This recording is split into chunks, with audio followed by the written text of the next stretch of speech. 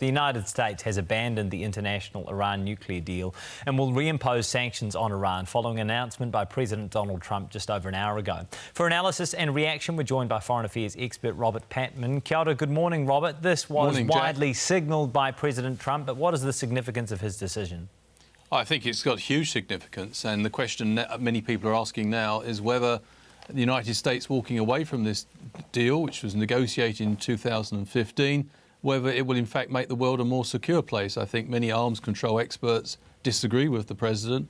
Mr. Trump's decision to walk away from an agreement, and let's be just clear what the agreement was about, Iran agreed in July 2015 to sharply curtail in qualitative and quantitative terms the amount of enriched uranium it could use for nuclear weapons. And this basically put on hold any prospect that Iran could develop nuclear weapons for the next 10, 15 years.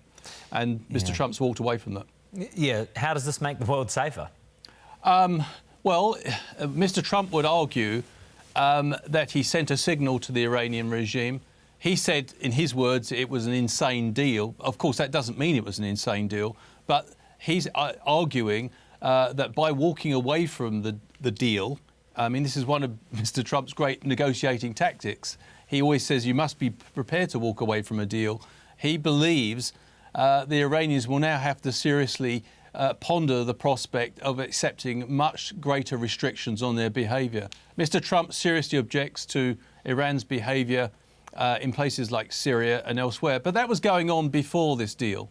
And it's, you know, most observers, and we mustn't forget, this wasn't just between the United States and Iran. This deal involved three key allies of the United States, UK, France and Germany, as well as Russia and China, members of the Security Council.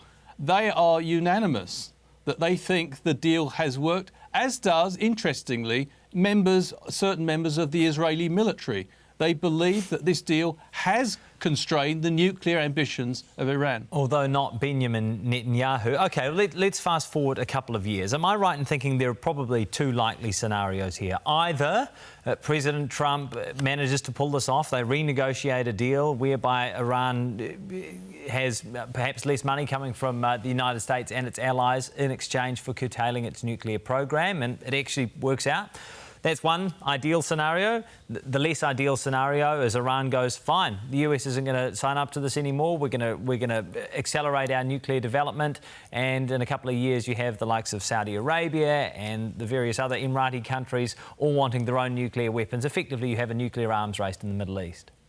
Yes, I think that the latter scenario is certainly possible. And the worrying thing here, Jack, is that Mr. Trump has recently surrounded himself with people who believe in regime change. And if you look at the precedent of the Bush administration, they walked out of the multilateral negotiations with North Korea, and that subsequently led to North Korea bracing nuclear weapons. So there is every prospect that Iran will accelerate its efforts to acquire nuclear weapons after this decision. But there's another thing here that I think many people are missing. In a sense, Mr. Trump is playing into the hands of the hardliners in Iran who've always opposed this deal. This is the interesting thing about this. There's almost a tacit alliance or consensus between the hardliners in Iran, who never liked this deal because it put constraints on nuclear weapons for Iran, and the hardliners in the United States, who always believed, who are very receptive to what Israel, the Netanyahu government's been telling them, that they should take a tough line. I think quite apart from Iran getting nuclear weapons, I think it's probably a real blow to moderate opinion in Iran. I mean, we shouldn't forget that about 60% of the population is 25 and under. They don't particularly like the regime in Iran. And in a sense, the Trump administration is bolstering the clerical regime in Tehran. Give us a timeline then. When are we likely to see the fallout for this really become clear?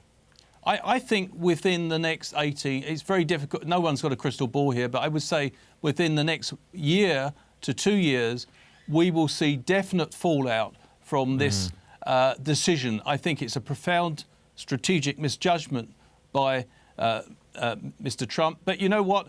Mr. Trump, I think domestic politics has strongly influenced Mr. Trump's assessment of the situation. as it did with the TPP. The business community in the United States believed that was not in the United States' interest when he walked away from the TPP.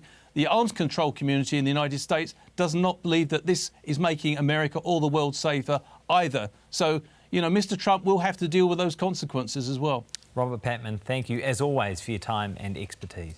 Thank you.